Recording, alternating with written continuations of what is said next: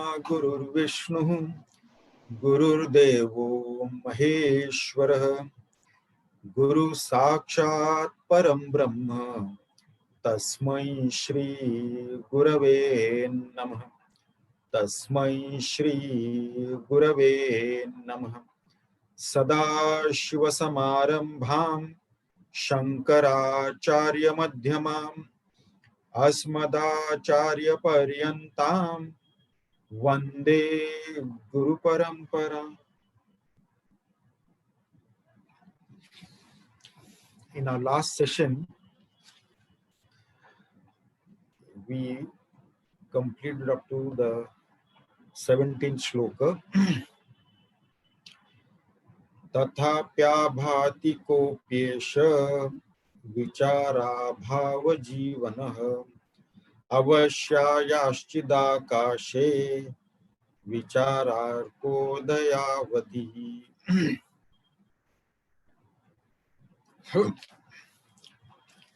In our last session, we discussed from the 11th shloka onwards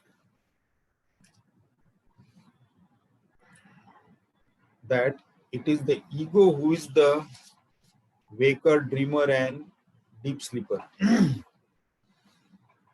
And self is the illuminator of all these three planes of consciousness.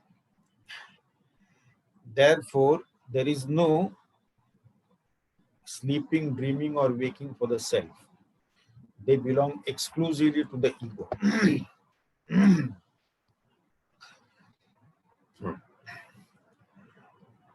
Ego doesn't know the experience of the deep sleep.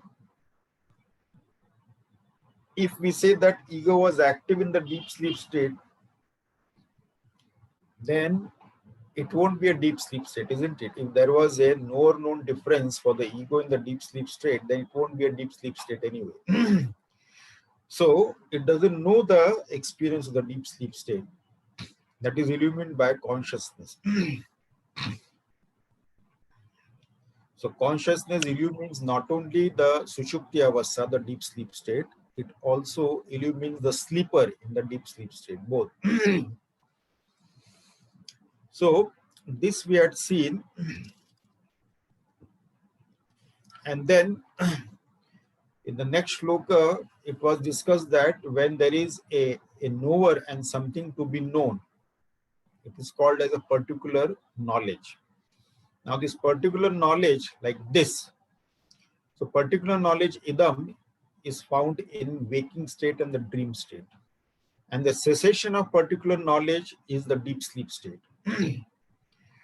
So this consciousness illumines the presence of particular knowledge in the waking and the dream state, and also illumines the cessation or the absence or the abhava of the particular knowledge in the deep sleep state. So both are illumined by the same consciousness, pure consciousness.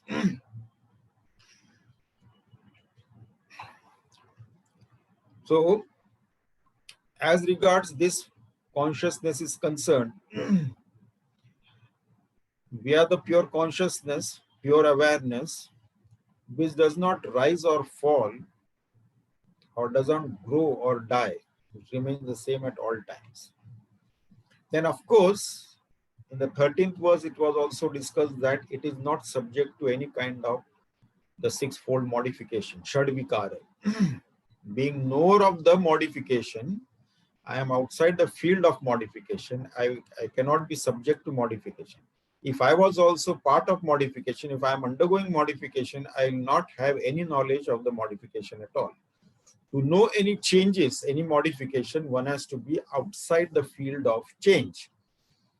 Whether it is any external field or our own body, mind, and intellect equipment, if we have to know the change, we have to be an entity other than the body, mind, sense organs, intellect, and so on.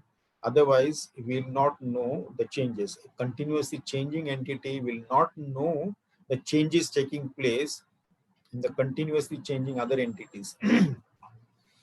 So, I do not undergo any Shadvikara.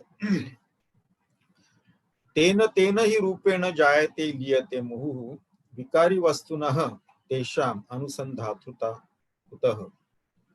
So, knower is consciousness, and that which is known is inert, insentient. So that which is inert, jada, is subject to modification, not consciousness. Therefore, there is this jada chetan veda, sentient and insentient difference is there. Now, if one argues that there is no such difference and that consciousness as well as the object, they arise every moment and disappear every moment. Consciousness also is not nitya, eternal, and it is not avikari or changeless. It is also subject to modification. If this is true, then the problem will be that the modification and its sequence will not be known. If that is so, if consciousness arises with the object and then disappears with the object, we will not know the modification and its sequence unless there is an independent, separate factor eliminating that. So that argument doesn't hold good. Then another question also will arise while doing, if we put this argument, that where does the consciousness arise from and where does it go into? You see, whether it arises from consciousness or from inert object, and where does it go into? So our scriptures are very clear that consciousness is eternal and the substratum of everything, and all that appears as inert, they only play on the substratum of this consciousness. Then, nacha swajanmanasham va drashtumarhati kashana tauhi prag uttara bhava charama prathama kshana. Then another argument was that consciousness is subject to modification and is a knower of its own as well as others' modification. See, this is how our mind plays the tricks. In Vedanta, in Vedantic discussion, all types of doubts are put forward, all possibilities, and then it is negated. So this is another doubt that was put forward, that, okay, consciousness is also subject to modification, but it has got a special ability to know its own modification as well as others' modification. That kind of argument is being put here. So that is also negated here. No one can know one's own birth or death because of prior and posterior non-existence. Prior to birth, there was non-existence. So if the consciousness was not there, it was subject to modification, who will know the situation, the status prior to birth and immediately after that? How will the birth be known? And immediately after that, it goes into non-existence. How is that possible? How is the knowledge of modification possible? It will become non-existent. So how can it illumine all the modification of itself as well as others? So this argument that consciousness also undergoes modification, but it has got an ability to illuminate its own modification as well as others, this doesn't hold water. So the simple reason is that if it is itself undergoing modification, that means it will go into non-existence. Once it goes into non-existence, how are we to know the sequence of modification and all that? So this argument was also negated. Moreover, it was already proven in 4th shloka that self is imperishable. It is unborn and is not subject to destruction. Imperishable, only that which is not subject to modification can be imperishable. All others are subject to destruction. Then we saw in the 16th shloka, na prakashe aham iti uktihi yat prakasha eka bandhana. Illuminator is different from the illumined, from that which it illumines. Therefore, illuminator is untouched by the illumined, as the cloud which is seen due to the sunlight. The same cloud cannot touch or cover the sun. It's illuminated the sun. So And both the knowledge as well as ignorance, both are illuminated by the same consciousness. I don't know the self and I know the self. I am ignorant and I know. Both are vrittis only, thoughts, and both the thoughts are illuminated by consciousness alone. And it is other than that. So this illuminator is separate and untouched by all the jnana and ajnana vrittis, the thoughts of knowledge or ignorance.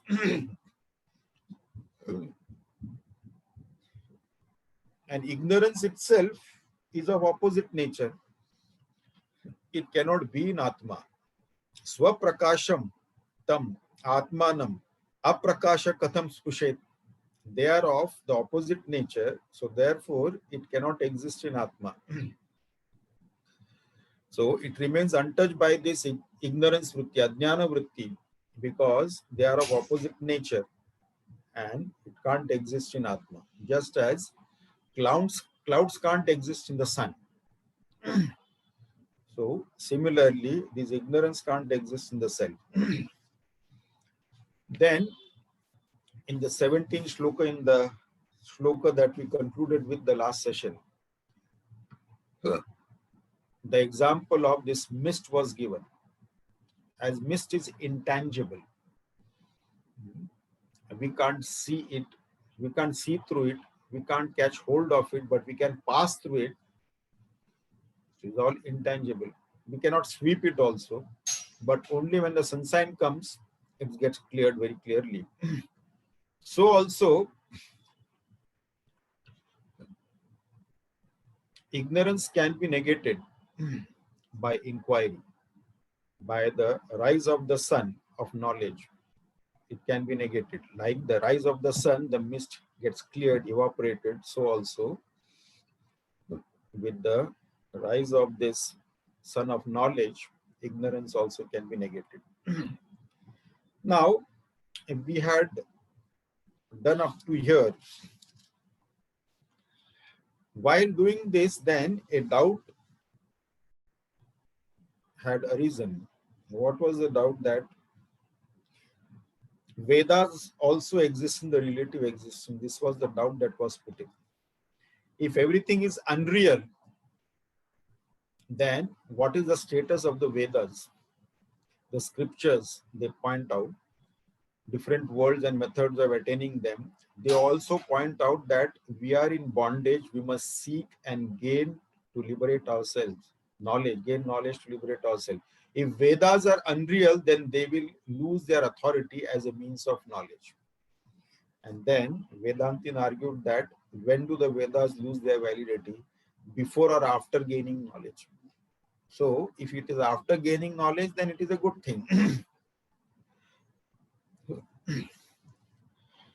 Then it is desirable, but before gaining knowledge, this is the valid means of knowledge. Vedas are valid means of knowledge. Now, in the non-apprehension, that is in ignorance of the self, misapprehension as sufferings, heaven, liberation, etc. arise. Wake up and look out from the self. Self alone is. Now we'll take up the discussion in the 18th shloka. Atma jnana mahanidra jrumbitesmin jaganmaye dirgha swapne sfurantyete swarga mokshadi vibhramaha. Atma ajnana mahanidra jrumbite asmin jagat maye dirgha swapne sfurati ete swarga mokshadi vibhramaha. So now the ignorance of the self, atma ajnana or ignorance of the self is mahanidra, is the great sleep. So when this great sleep is going on in its long dream, what happens is that it projects the entire universe. So along with, of course, the delusions like What are the delusions?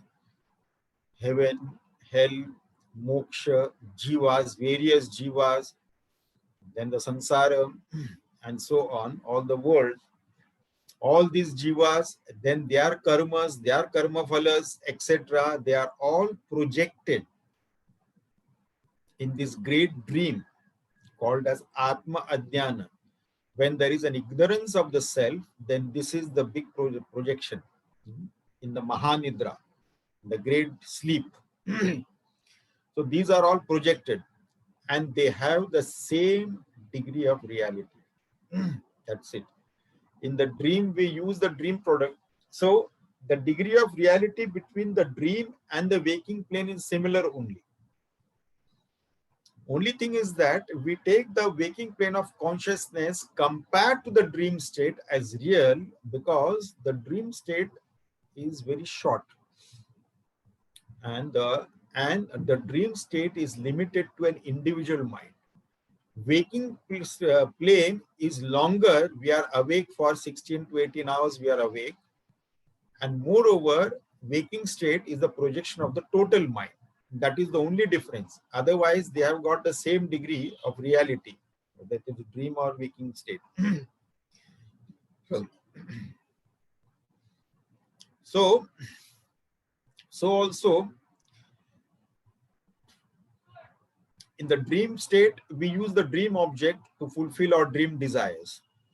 Similarly, in the waking plane of consciousness, we should use the, we have the Vedas, we should use the Vedas. Different lokas are spoken of in the Vedas. That is fine. Obviously, even it is spoken of about this world and other worlds also. Rationalists, they accept this world, but they don't accept other world. Whereas the Vedas says that, Vedanta says that both the worlds are only illusory. There's no reality to either of that because they are all projections. So they are all spoken of in the Vedas, but they have the same reality as this world. In the absolute truth, of course, they have no existence. Absolutely. These worlds do not exist. So, bondage is caused by Dirgha Swapne Sfuranti Ete Swarga Moksha Adi Vibhramaha. It is because of this long dream, then this projection of all this Swarga Loka, Narka Loka, and all other lokas, and moksha and bondage, all these things are spoken of because of that alone. Bondage caused by Ajnana or the ignorance is an illusion. So also, now this is very important. If it is said that bondage is caused by ignorance, and that is an illusion, the moksha is also an illusion, that is a projection only, it is an illusion, it is created in this long dream, it is an illusion. If the moksha is illusion, if the ignorance is illusion, the bondage is illusion, then the liberation is also illusion. There is no reality to this so-called liberation also, isn't it? But there is a difference. This bondage and liberation may be an illusion, but the self is nitya mukta, always free. There was no time when there was any kind of bondage because it is beyond the dvandva. Bondage and liberation, bandha and moksha, they are the pairs of the opposites. Like Swarga, Narka, Hinsa, Ahimsa, Dharma, Adharma, they are the pairs of opposites. So also the bandhana and moksha, they are also pairs of opposites. So if the bandhana is illusion, then the moksha is also an illusion. Atma is nitya mukta. There is no question of any illusion for that Atma. It is always nitya mukta. It is always free. That is not an illusion. That is a reality. So Vedas are the valid means of knowledge when we are in ignorance in the waking plane of consciousness. Though this is also a projected dream, we use these Vedas to transcend this waking plane of consciousness. As we looked at the example in our last session, that a tiger sighted in the dream can be used as a shock to awaken us to the waking plane of consciousness from the dream. So even though Vedas belong to this world, and yet that can help us to transcend the waking plane of consciousness to a higher dimension of consciousness. Moreover, our scriptures are very clear. As I said, in the Brahma Bindu Upanishad or Amrit Bindu Upanishad, it is very clearly said that Grantham Abhyasya Medhavi Jnana Vijnana Tatparaha Palalam Iva Dhanyarti Tyajed Grantham Asheshatah. Having understood this knowledge, having studied it, and having known very well Jnana and Vijnana Tatparaha, then as the desirer of grains discards the husk and only takes the grain, so also the desire of knowledge then gives up all the text, all the scriptures. Tyajed Grantham Asheshatah, without leaving anything. I will keep just one text for myself and rest of them I'll discard it. No. Once that knowledge is there, then that is bigger than all the Vedas put together. Our own self-realization, the knowledge of the self, is greater than all the texts put together, because ultimately they are only pointers to the truth and not the truth itself. They cannot describe the truth. They have got limitations of the words. So therefore, no religion has got this. They dare to say that give up the text. Their texts are holy. They have to be honored, and you have to hang on to the text till the end. You cannot give it up. But here only in Sanatan Dharma it is said that we have to give up the text. At some point in time, we have to give up the text, not before that. As long as we have to cross the river, we need the boat. We can't give up the boat this side of the river. Only when we cross the river, then we can discard the boat, not before that. Now, having said that, now, if everything is superimposed on this non-dual Brahman, then why is there the division within the superimposition? As the experiencer and the experience, that is, as the sentient and the insentient. Now, this doubt is cleared in the next sloka. So, everything is superimposed. So, superimposition should be the same, but why there is a division between the experiencer and the experience, sentient and insentient, and so on? So, that clarification comes in the next sloka, sloka 19. Jada jada vibhago yam ajade mai kalpitah bhitti bhage same chitre chara chara vibhagavat. Jada ajada vibhagah ayam ajade mai kalpitah bhitti bhage same chitre chara chara vibhagavat.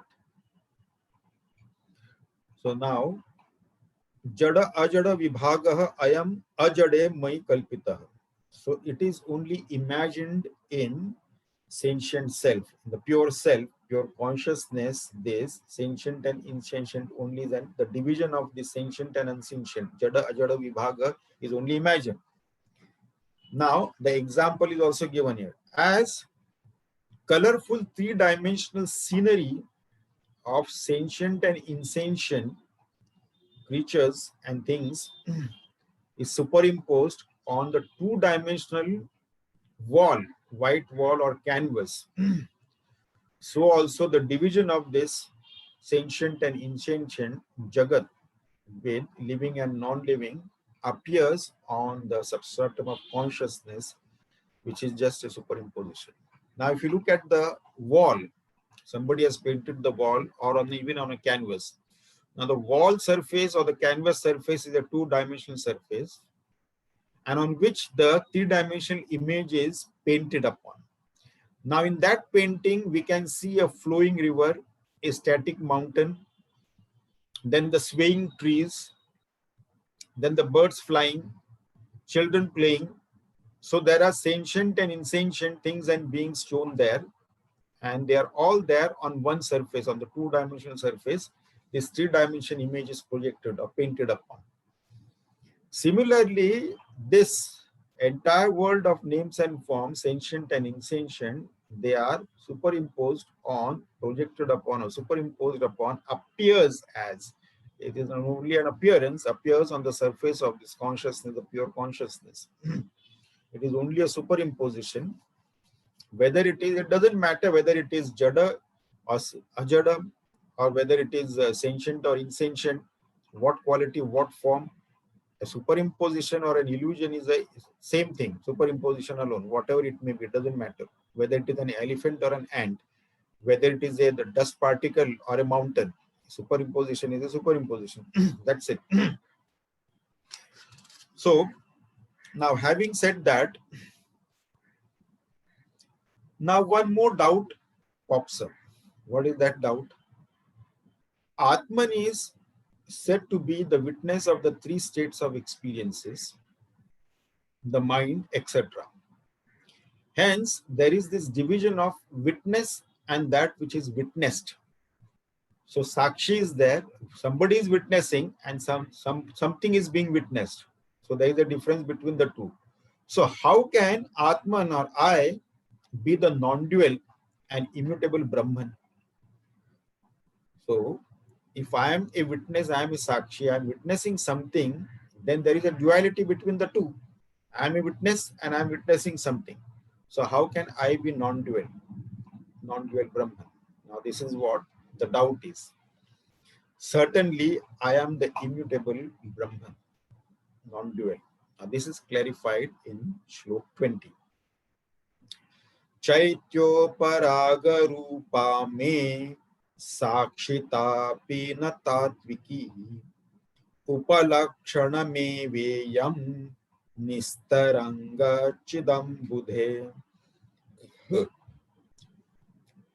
Chaitya uparaga rupa me sakshita api na tatvikihi upalakshanam eva ayam iyam nistaranga chidambudhe.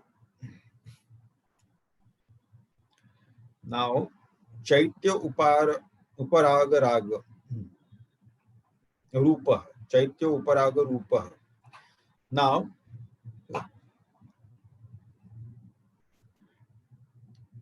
upalakshanam. Now, upalakshanam is what? Upalakshanam is only an assumption. Na tatvikihi, not in the absolute sense. So now, these thoughts like karta bhokta, doership notion, experiencership notion, etc., where do they arise? They arise in the mind. And consciousness is the illuminator of these thoughts. With reference to, of course, these vrittis, only Atma or the self is said to be Sakshi. But the important thing is that Chaitya uparaga rupa me sakshita api na tatviki. This witnesshood is not absolute. Upalakshanam eva. It is only an assumption. Upalakshanam eva. It is not in an absolute sense. So with reference to these vrittis, only Atma is said to be a witness, a Sakshi. But witnesshood is not absolute. It is not Tatviki. Upalakshanam eva. So the word Sakshi describes an assumption only that Atma, which is actually avikari, not subject to any modification, and is an ocean of consciousness without any thought wave in that, vritti taranga in that, without any thought wave in that. This is what the ocean of consciousness is. This Satya can't be defined. The problem is that absolute truth cannot be defined. Truth defined is truth defiled. Same thing goes, truth or absolute, some may call it as God. The devotee may call it the absolute truth as God. So God can't be defined. God defined is God defined. Truth defined is truth defined.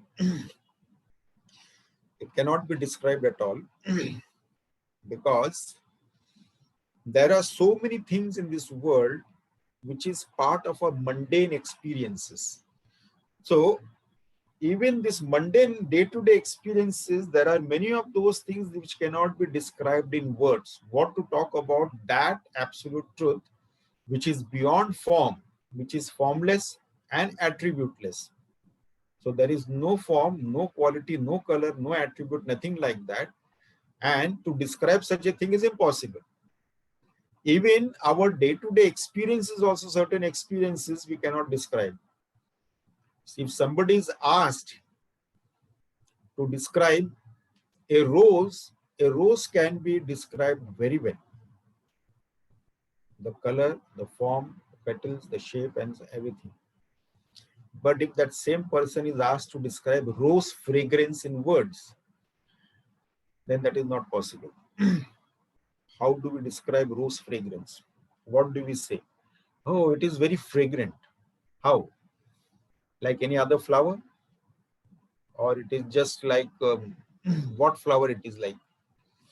So it cannot be compared with any other flower. Rose fragrance is typical to rose flower only.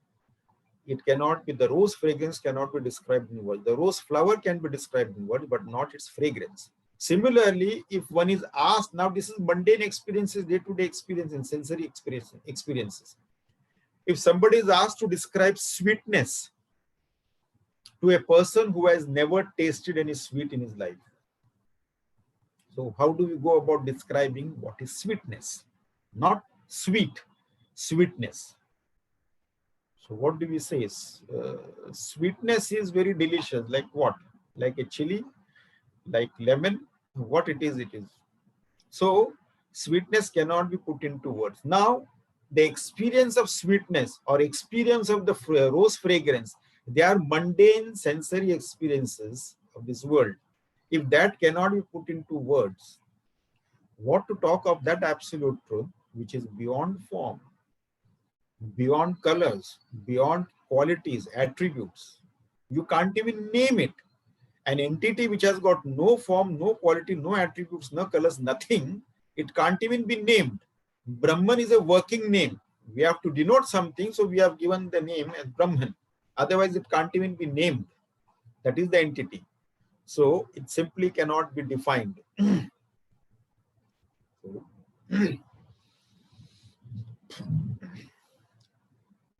It can only be indicated. So Brahman, though, is indicated as the Jagat Karana, the cause of this world, but it is actually not the cause of this world. This world is just a superimposition or a projection on it. So when we focus, when our focus shifts from the Jagat to Brahman, then there is no Jagat. Similarly, this Sakshi is there, witness is there, witness is witnessing the thoughts. As long as our focus is on the thoughts are there. Once we shift our focus from the thoughts to the witness, to the Sakshi, then the thoughts are not there. So this duality also disappears after that. So Atma is indicated as Sakshi here. As the Brahman is not the cause of this world, so also Atma is indicated as Sakshi here when the focus shifts from the vrittis, from the thoughts which it is witnessing. So when the focus shifts from that and on to the witness or the Sakshi, then the thoughts also disappear. They are not there. So it will be realized that there are no vrittis at all. There are no thoughts at all. So therefore, it is only upalakshana. It is only an assumption. It is not in reality. It is not tatvik. It is not in absolute sense that Atma is a Sakshi. Because obviously, when we talk of Sakshi, then there is something that is being witnessed. Now, thus Brahman and Atman, they are identical. And in this one essence, there is not the slightest trace of the triad. That is the knower, known, knowledge difference, or experiencer, experienced, and experience difference. This triad is not there. That is now clarified in the 21st shloka. Amrutabdherna me jirni Musha dindira janmabhi Svatikadrerna me raga Swapna sandhya bravir bhramaihi. अमृत अब्देहे नमे जीर्णी मूर्षा डिंडिर जन्मभिः स्फटिक स्फटिक आद्रेः नमे रागः स्वप्न संध्या भ्रवी भ्रमैः. Now two examples are given in this particular shloka, Amruta Abde and Spatika. Adre me Ragah, Amruta Abde. Now, Amruta Abdehe me Jirni, Name Jirni, Mursha. Mursha means false. Amruta Abde, that is the ocean of immortality. Amruta Abdehe Name Jirni, Name, there is no loss in that. Mursha, that is the false. Dindira Janmabihi. Dindira means the arising of the foam, waves, bubbles, and etc. on the surface of the ocean, in this ocean. So in this ocean of immortality, there is no loss, there is no arising of this falls, waves, foams, and all these bubbles, etc. So, like in the ocean, by the rise and fall of waves or bubbles or whatever, foam, etc., there is actually, it doesn't make any difference to the ocean. The water remains the same in that ocean. It doesn't make any difference to its existence. The waves may rise and go. They may merge, manifest, and then becomes unmanifest or merge back into water. There is no difference in the water volume. There is no loss to volume of the water in the ocean. Whether the waves rise or bubbles come or foam come, it remains the same. So also in I, the ocean of immortality, there is no loss by the rise and fall of this Mursha. Mursha means false waves of names and forms and sansara and different types of worlds. There is absolutely no loss because of this arising and merging back of these lokas, etc. So, like on the ocean surface, everything rises and merges back into water. Similarly, on the ocean of immortality, this consciousness on the ocean, on the surface of immortality, ocean of immortality, these waves rise and they merge back. It doesn't make any difference to me. There is no loss at all. As there is no loss to the water in the ocean, here also there is no loss at all. Whether by rising or by merging back, it doesn't increase, or by rising from that, it doesn't lose anything like that. Now, this is one example given here. So, Amruta Abde me Abde he Name Jirni Nusha Dindira Janmabihi. In the second example, Swatika Adre he Name Ragah Swapna Sandhya Bhavi Bhramaihi. Now, Swatika Adre he. Now, here the example is given about the crystal hill. So, Name Ragah. So, there is no Raga. Now, here Raga means not only just attachment, but it also means color. Raga, it also means color. Now, imagine this Spatika mountain, a clear crystal mountain, huge crystal mountain. It is there, and then in the setting sun, the colors are reflected on the clouds. The colors are there on the cloud. The clouds appear of different color, orange, yellow, red, and so on. And those are reflected on the crystal mountain. And the crystal mountain appears of the same color. But though a person, somebody seeing this crystal mountain will think that it is of the color orange color or red color or yellow color or whatever it is, but actually it doesn't make any difference to the crystal mountain. It remains clear crystal alone, nothing else. So, similarly, then Swatika Adre Name Ragah Swapna Sandhya Bhavivi Bhramaihi. Swapna Sandhya Bhavivi Bhramaihi. Now, the Swapna Sandhya, all projections vikshepa, projection, is compared with the evening clouds playing on this crystal mountain. You see, around the crystal mountain.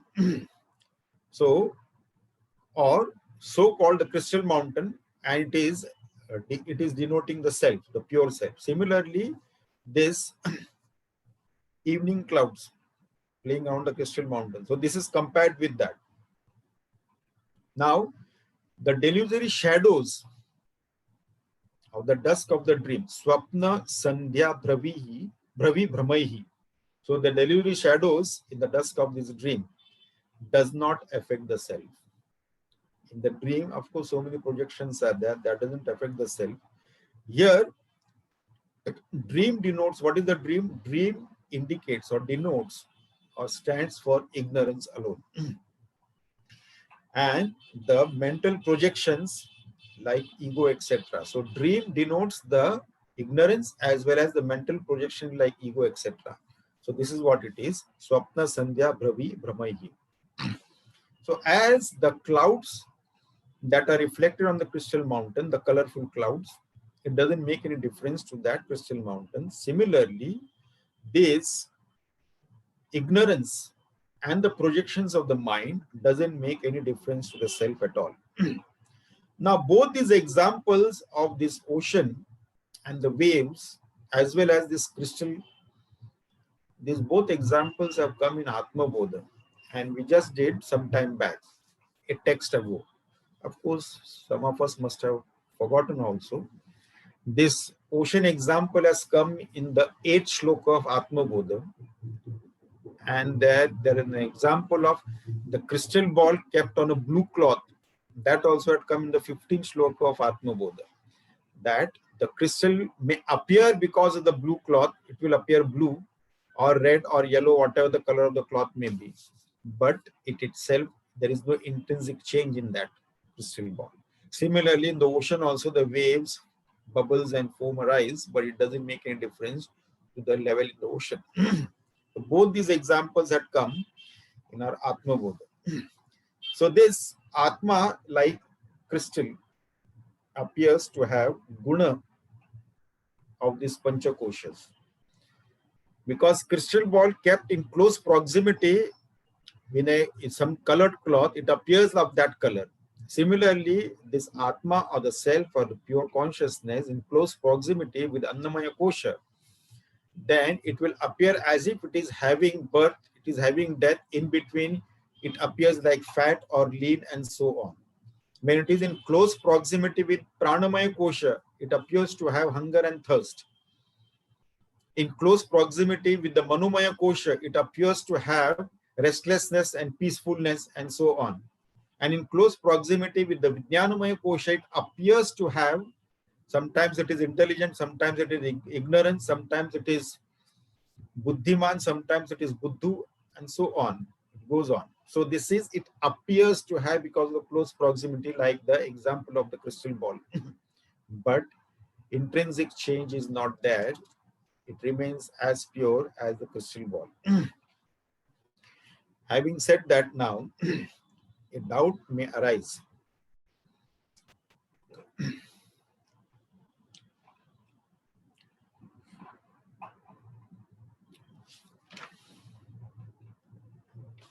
Here in this example of ocean and the crystal ball, the ocean can be taken as the Tatpada in Tattvamasi, and crystal ball can be taken as the Tvampada in Tattvamasi.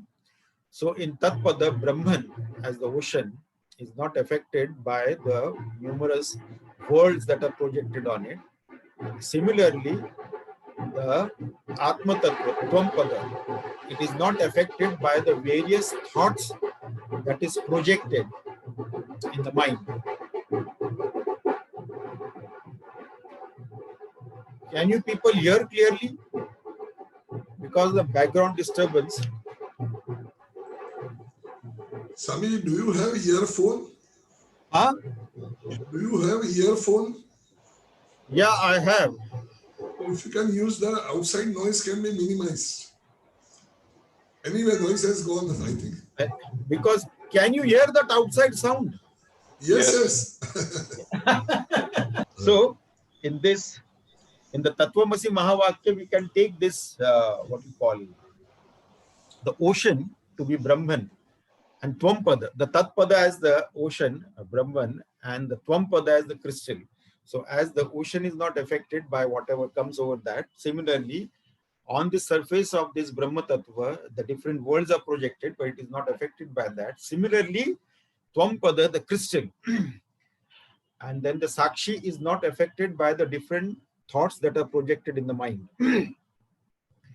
Now, it may then be asked, if Brahman has got existence as its quality, then what is there to prevent it from undergoing modification? Now you see, what the doubt is being put here is that if existence is its quality, is guna, we have to be very careful when you are discussing with this thing.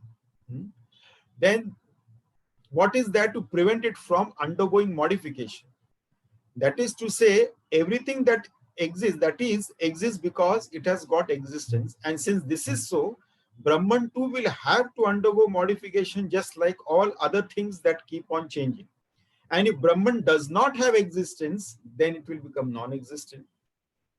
To this objection, now the reply is in the 22nd shloka, Swarupameva me satvam natu dharmo na bhastvavat madanas madanyasya sabhavat nahi sajatirishyate Swarupameva me satvam natu dharmah nabhastvavat mad anyasya satah abhavat nahi sat jatihi ishyate. So now this is the doubt that has been put here. Swarupameva me satvam. Now there is a difference between the essential nature and the quality. So guna is one thing and swarupa is another thing. Existence is the swarupa, sat swarupa. Existence is the swarupa of Atma and not a guna. If there is a guna, there will be a jati. It is not a jati. So, mad anyasya satah bhavat nahi sa jatihi ishyate. So, this sat is not a jati. It's not a classification. You see? So, sat is not a jati. That is, it is not a species or genus or a classification, because in species there are many varieties. Sat is not a guna. Sat is not a quality. It is the very nature. It is the very nature of the self. So that is the sat, and not that self has sat. Actually, existence, it is not that self has existence. Self is existence. There is a difference between self having existence and self being existence. Something may be there and that thing may have certain gunas, certain qualities. So this existence is not a quality of Atma or the self or Brahman. It itself is existence. It is not that it has existence, it is existence. So classification of different things and beings into various species according to their characteristics, that happens according to the characteristics. But here, according to the gunas, the classification will be that. But if Sat is said to be a guna, suppose it is a quality, say, of Brahman, then it will be an object of knowledge. Then if it is an object of knowledge, it will belong to a particular species, particular genus, and it will be subject to modification. So the difference between guna and swarupa we have to understand. What is a guna and what is a swarupa? Swarupa is something without which there is no existence for that. Guna is something which is a quality added to that. So without that guna also, that thing can exist. For example, mango is a fruit. Mango can be, there are so many fruits and different fruits are sweet. Sweetness may be common to several fruits. So it is one of the gunas only, not specific to that. Then in mango itself, again, it can be sweet also, it can be sour also, it can be bland also, different taste can be there. But mango is specifically identified because of its flavor and fragrance. So that flavor and fragrance is typical to mango alone. You cannot find that flavor and fragrance in apple or any other fruit, or pears or any other fruit. That is typical to mango alone. So the sweetness may be guna, and then the fragrance and the flavor, the swarupa of mango, which is typical to mango alone. Without that fragrance and swarupa, then it won't be mango. We'll take a better example to qualify, to differentiate the swarupa. So sweetness is the swarupa of sugar. Sweetness is not the guna of sugar, but the swarupa of sugar. Remove the sweetness from sugar, then it will cease to exist. Then it is only a white powder. If the sweetness is removed from sugar, which is a swarupa of sugar, it is not a guna of sugar, it is a swarupa of sugar. When that is removed, it will cease to exist as sugar then. So when that swarupa is there, without that swarupa, that entity ceases to exist as it is. Similarly, burning power is the swarupa of fire. Remove the burning power from the fire, then that entity cannot be called as fire. So one has to understand between the swarupa and guna. So this existence is not a guna of pure self, atma, pure consciousness or Brahman. It is existence. This is what one has to understand very clearly. Since Sat is not guna, so I, the pure self, am not an object with modification, or it will become finite. It is not a guna. If it is an object with modification, then I will become finite. So Sat is one and is common factor in all names and forms. Everything, if it is existing, then it is one alone. All in all forms. That isness factor is there. The book is. The phone is, and so on. So this isness factor is the Sat. And then some may say that there is a book existence or table existence, the chair existence. They are not different existences. The existence in them is a common factor and the forms are different. Similarly, like the space, the pot space is there, the container space is different, spaces are there, cup space, room space, hall space. So that doesn't mean that there are different types of spaces. Space is the same, one space alone. But because of the conditionings or upadhi of different containers, then that space is known as given a specific name. The pot space or the hall space or the room space and so on, it is given. But it is not so. So it is space is all one. So there should be no confusion here. Now, that is regarding the existence. So Sat Swarupa, it is not Sat Guna. So I am existence itself. It is not that I have existence. I am existence. Now, similarly about consciousness or jnanam too, if it is said that Atman is the locus for consciousness, the guna of knowledge, then again, as before, two possibilities can arise. If it has the quality of consciousness, then it will be subject to modification. Because that which has a quality is a substance, and all substances are conditioned by change. And if it does not have consciousness, then it will become an inert thing, not different from a pot or a chair. We say, now here, Vedanta says that I am consciousness. It is not that I have consciousness.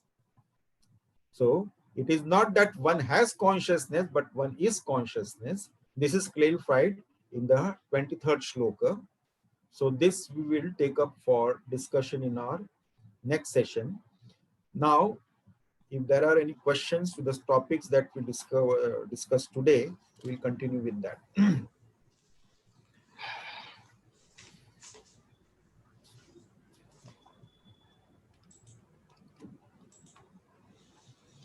Asha,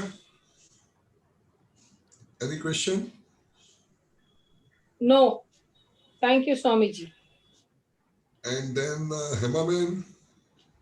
Rio, any questions or should we conclude? No. I'm perpetually having questions, Swami. Anybody else? Shobha? If there are no Viju, questions, should we conclude? No, Swamiji, can you? I am there. Swamiji, I you am are able there. to hear us? Are you I able to can't hear hear us? what has happened. Swamiji, 1 minute, I'll send remove him a the message. earphone. Huh? I'll send him a message. Hari Om. I'll send him. 1 minute, Swamiji, 1 minute.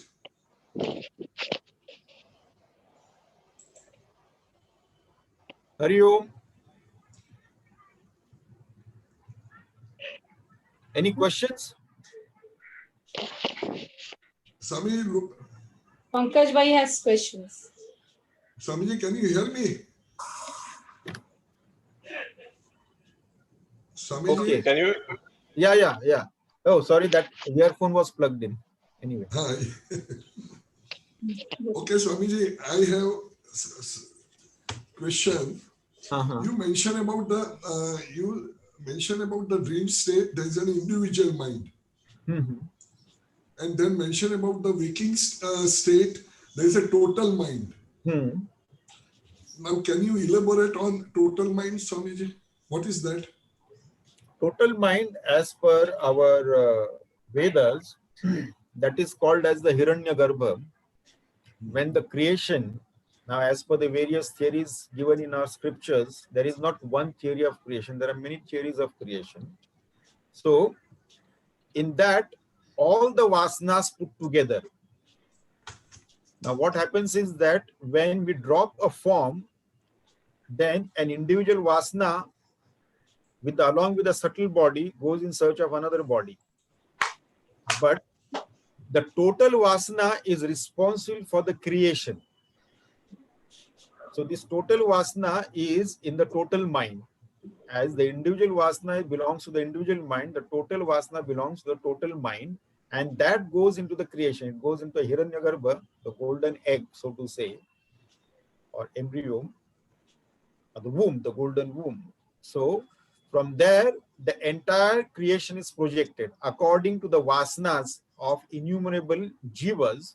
The vasanas are there, and the world has to be created in such a way that all these vasanas can be fulfilled there at different times. So that is the total mind, and according to that, the world is projected. Individual mind projects the dream world, and in the total mind, the individual mind is also included, because according to that individual vasana also, there has to be objects and conditions in the world outside to fulfill its own experiences, to have its own experiences. So that is there, but the dream is exclusively individual mind, whereas the waking world is the total mind, which includes the individual mind, individual vasanas also, because it comprises of total vasanas. So that is the difference between the individual mind and the total mind. So Swamiji, Swamiji, go ahead. Auntie, Yes. go ahead. why do I have to suffer for total mind? Everybody what they have thought when I have only one person of individual mind. You don't have to suffer the total mind. You see the people suffering. Are you suffering because of that? They suffer their individual world, and you have your own experiences, whether good or bad. You don't have to suffer that. Okay. Okay, Swamiji. Yes. So for moksha, does it mean that I have to not only transcend my ego or my apparatus, but I have to transcend even the total mind? You don't have to transcend the total mind, because the self itself is Brahman. Brahmatmaikya Bodha is there. So Brahma and Atma is one. So this individuality and totality, they are actually, this individuality and totality, we cannot say, totality is not said, because Jiva Brahmaiva na paraha. So I am Brahman itself. So when you realize yourself to be the pure self, Brahman, then you don't have to, there is no question of any mind there. There is no mind at all. Mind itself is an illusion. In realization of the self, there is no mind. There is no mind at all. So that mind is also projection of that ignorance only. So once that ignorance is gone, where is the mind? Neither the individual mind nor the total mind is there once that ignorance goes away.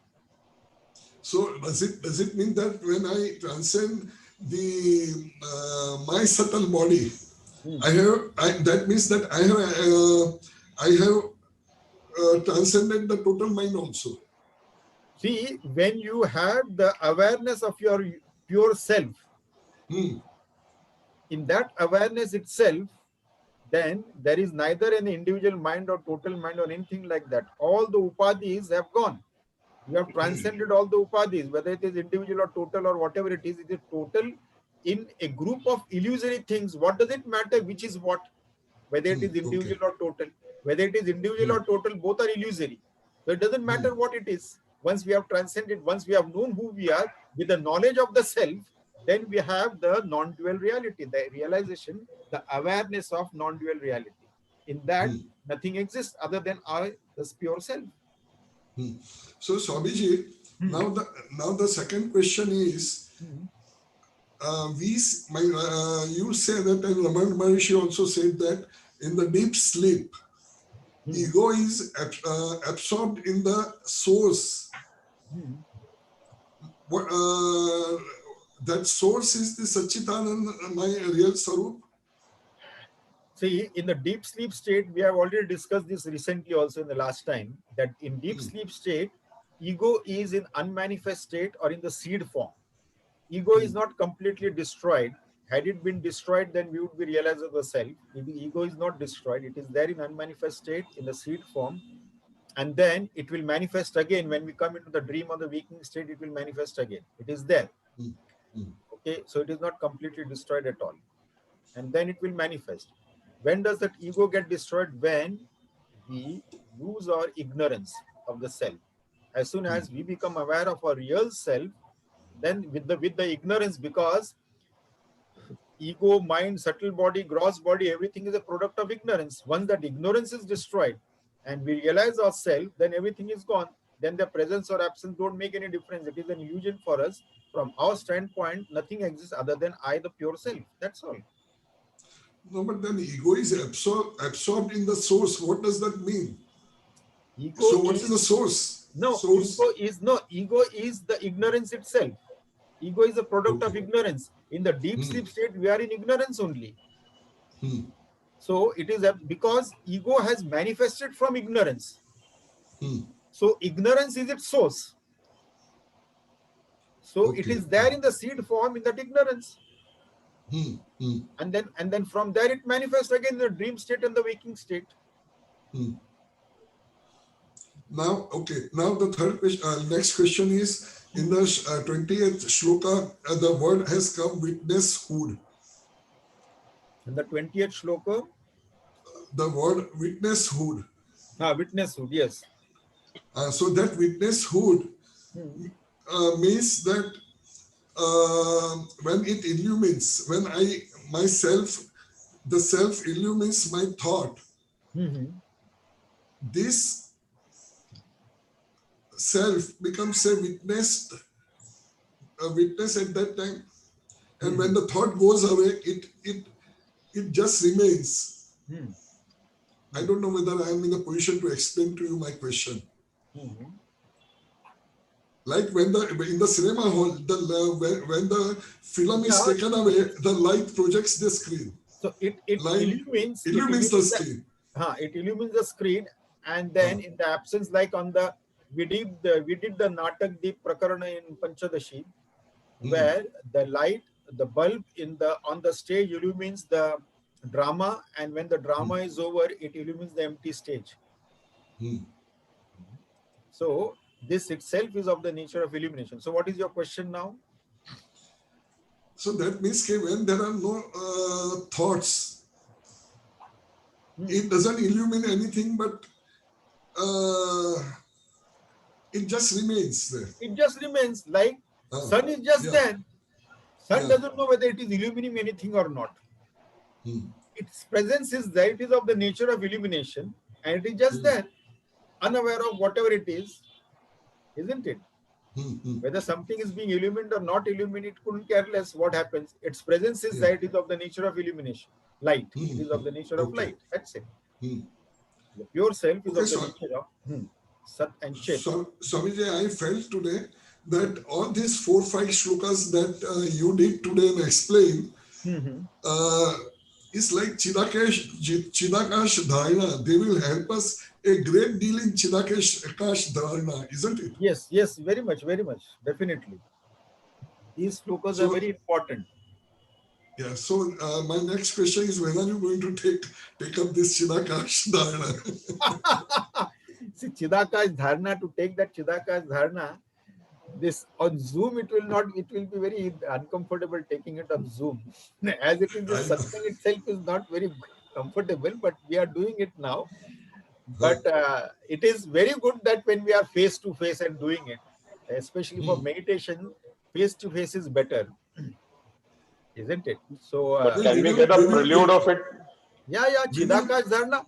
I can give a talk on Chidakash Dharana. One day we can have that. No, Swamiji, one practical demo. We'll close the light in our room where we are sitting, and close our eyes and listen to you and follow your instruction. It's not the same thing. No, the thing is that I have to see whether somebody is dozing off or not. With one eye, you can open and see whether it is. But what if the third eye opens? It's not easy. So that is the thing, you see.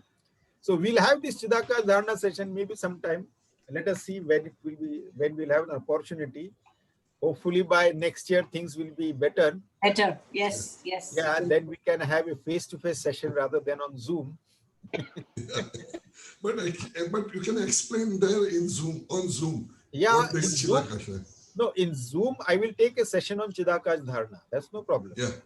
I'll take a session on Chidakash Dharana. 1 or 2 session we can have on Chidakash Dharana. That's not Swamiji. Yes.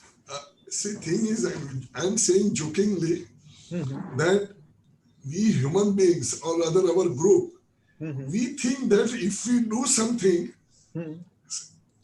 some action or something, then only we gain God or moksha. But Ramana Maharishi has refuted this in the Updesh in the first 2 shlokas. Right.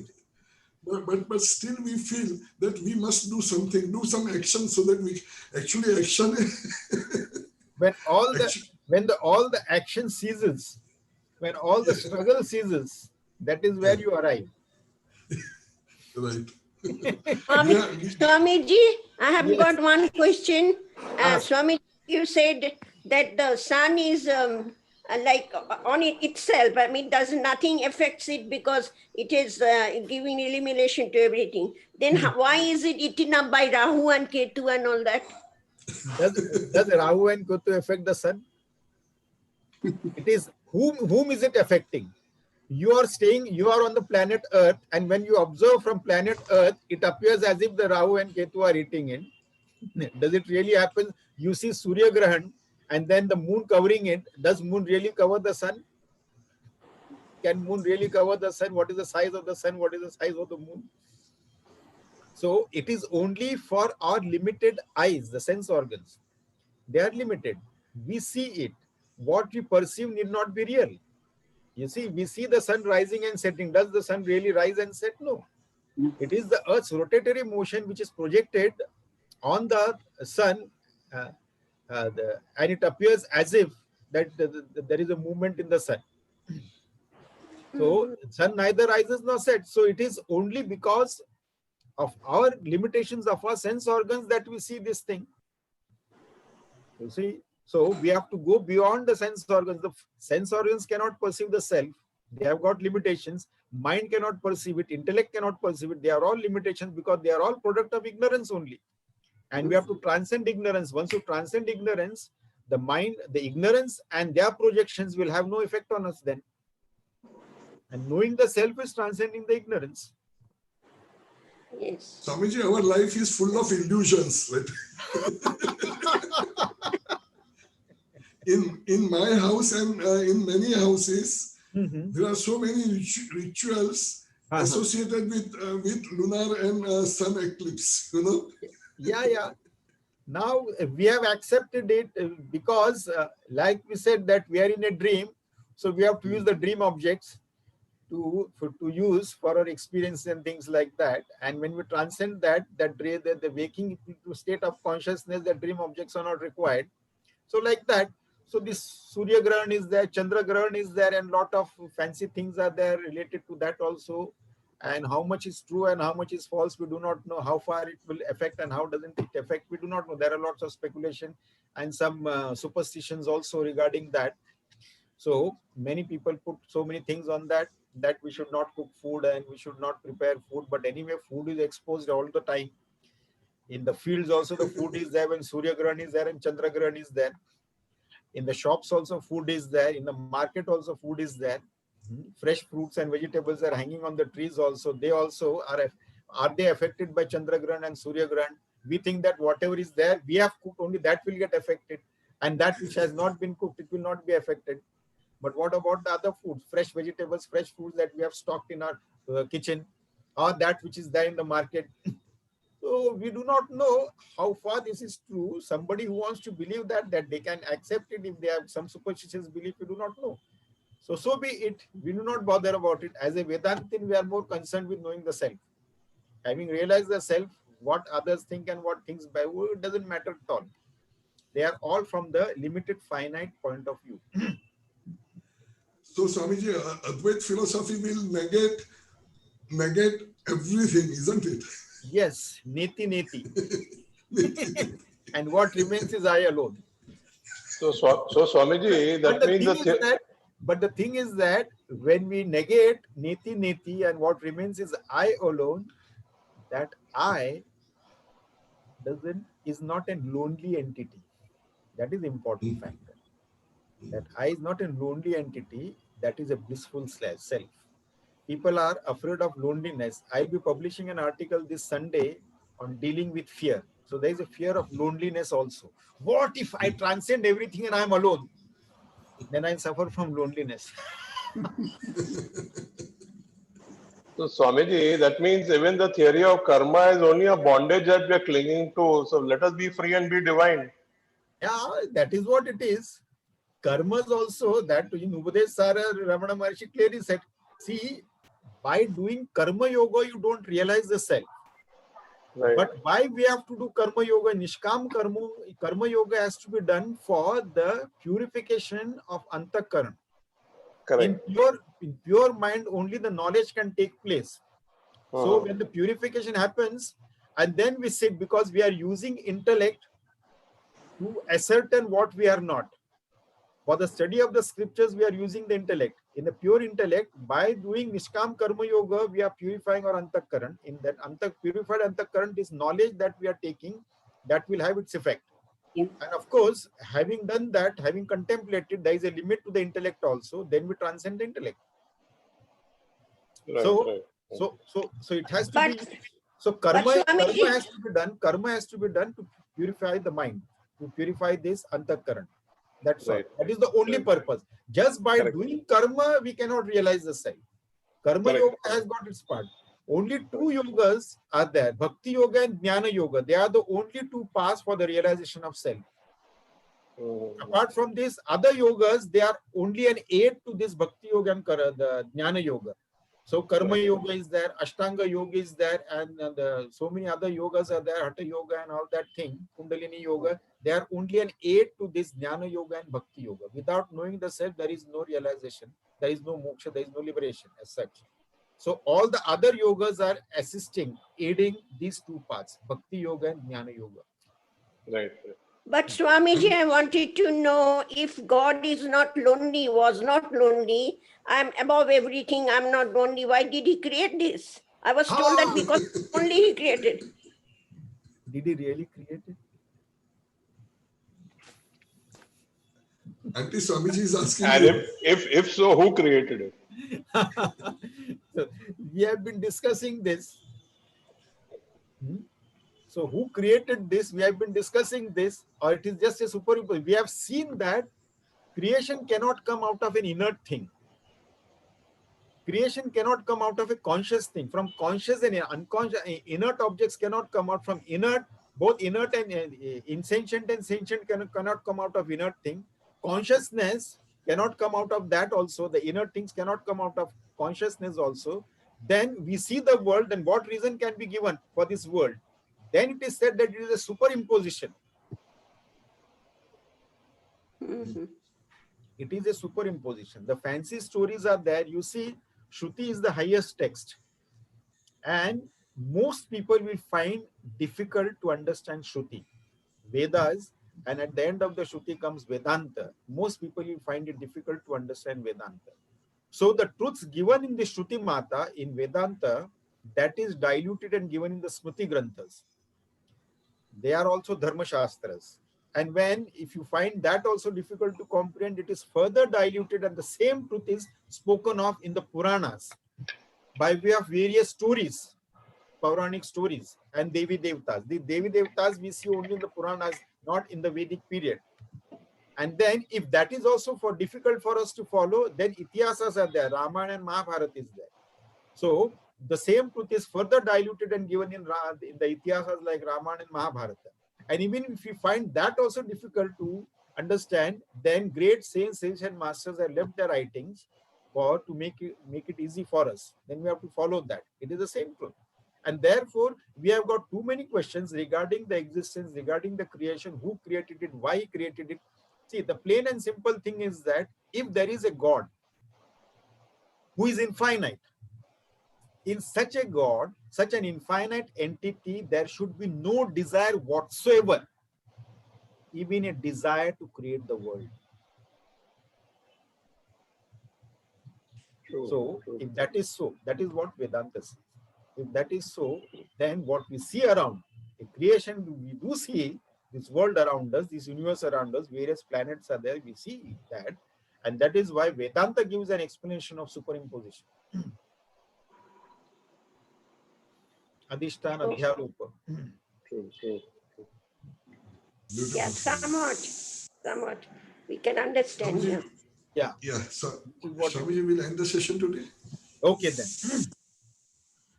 Om Purnamadah Purnamidam Purnat Purnamudachyate Purnasya Purnamadaya Purnameva Vashishyate.